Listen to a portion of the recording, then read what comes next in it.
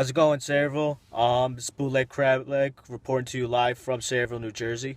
Um, just wanted to make a quick recap of last week and basically the last 2 weeks. I had unfortunate losses. My team performed decently, but it just wasn't enough to pull the victory. I faced two really good opponents. They scored really big that week.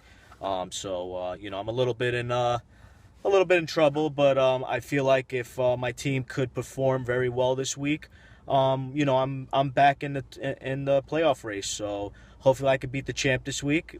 The champ would be the Moth. I'm coming for you this week. I'm coming for you. All right. And I'm gonna win. For the get together for everybody, I just want to let everybody know that my house is open. It's up to you guys. It's in Sayreville. It would be kind of cool to have everything, back into where Always and Sunny in Sayreville all started. So, it'd be cool to have all the guys over or whatever we suggest, just to get the guys together, meet everybody, talk our shit or whatever. But good luck to everybody this season, and good luck to you, Commissioner. And thank you for such a wonderful job that you've been doing so far this year. I will see you next week at the Jet game with open slot. So good luck to everybody this week. Goodbye.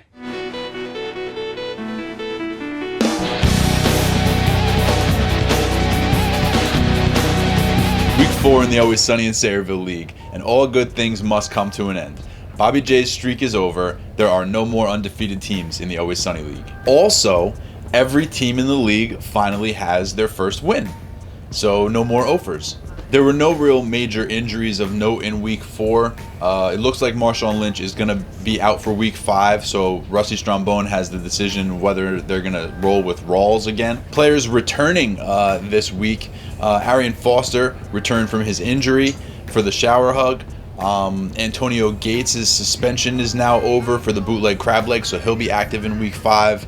Martavis Bryant's suspension over for the Gotham Rogues, although he may not be active in week 5 because it looks like he sustained an injury in practice, like right when he got back with the team. So that's an injury situation to monitor for the Gotham Rogues. Okay, so as I mentioned before, every team in the league has a win here in week 4 of the season.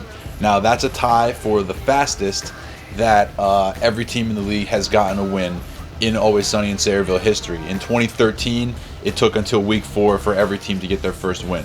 Now, the record for the longest before a team got their first win was actually the first year, 2012.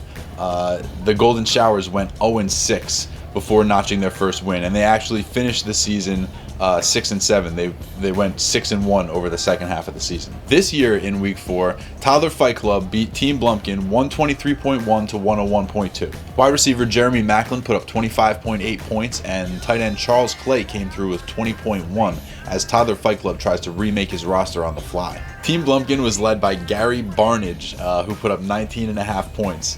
But his running backs pretty much just submarine the entire effort.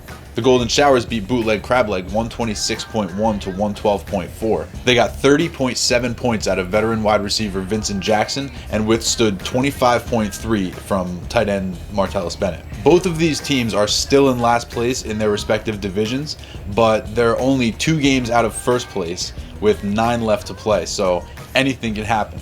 Another big part of the reason why the standings are still so close together is because there are no undefeated teams. And that's because of this week's hero, the open slot. Matt won the matchup of the week over previously unbeaten Bobby J, 134.7 to 106.8. The slot was led by another huge performance from Devontae Freeman, who put up 37.9 points and now has 3 touchdowns in each of his last 2 games. And longtime lead dog running back Jamal Charles put in 20.5 points to help the team to victory. Now, since being named the GOAT in week 1, the open slot has been by far the hottest team in the league, going 3-0 over that span, with a minimum score of 130, a maximum score of 161, a win over the previously unbeaten She Gave Me the Crabtrees to move into a tie atop the number 2's division. And for that, the open slot is this week's hero. Alright guys, now it's time for this week's GOAT. And to be honest, I really hate it when it has to go down like this. Losing their game by a score of 111.6 to 82.9. The shower hug just completely defecated all over themselves this weekend. Obviously, that's the lowest score in the week. The Shower Hug only had 3 players in double digits, which is never a good recipe, and they were led by their kicker, who had 17 points, and that is just like the kiss of death. The Hug lost a close divisional game in week 2, and they got beat up here in a divisional game in week 4. And next week they get the hottest team in the league in a divisional game in week 5. And for that, the Shower Hug is this week's GOAT. Now, one of our field correspondents was lucky enough to catch up with the GM of the Shower Hug, so let's go live to the field right now and get a quick reaction to this week's game. Anthony, take it away. Thanks, Dave. I'm here with Dave, the GOAT for this week. All I can say is, how do you feel? Oh, man. It doesn't feel good. Doesn't feel good, man. It's not my favorite position to be in. Nobody likes to be in the GOAT position. No, not Definitely, at all. definitely not. Does it hurt a little more that I'm here? Right now? Right now. Like doing the interview? No, it's actually completely fine. I'm on to the open slot. I'm on to next week. You're on to next week? Okay, good. Because I don't want no tension. We're friends. I'm on to next week. Speaking of next week, I personally think that's the, not most important, but the best game for the week coming up. And how do you feel? I won't have to see any of the Dolphins who are lighting the world on fire right now. But he does have a really strong team, and I do agree it's going to be a really good game. I feel like it's not a must-win game, but it's a game that I really want to win just to establish myself in the division, because I just lost a division game.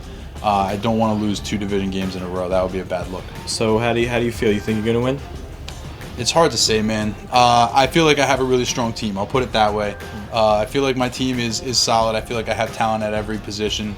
It's just a matter of guys showing up. You know, this week I had, like, my kicker was really the only guy who showed up. Everybody else, nobody got off the bus. He did his job. He did his job. He kicked. And then some.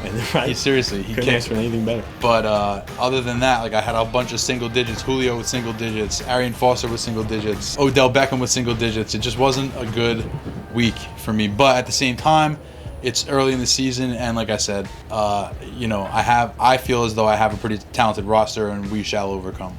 I agree, Dave, because I honestly thought you're gonna give me a GOAT position. Yeah, I was hoping, but we do meet again. I think in a couple of weeks, right? We meet. Yeah, 7, something like that. Yeah, so I'll get my revenge. I think I get Bobby J week 6.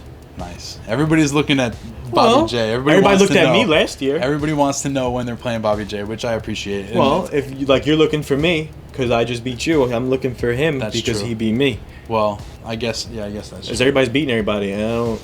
Yeah, well, we're slugging it out. Our division is tight. We're slugging it out. Yeah, we're good. We're a good bunch. That's the way it should be, though. That's the way it should be. All right, well, Dave, thanks for meeting with me. No problem, man. I really appreciate the taking a few minutes. It was. Back to you, Dave. All right, thanks, guys.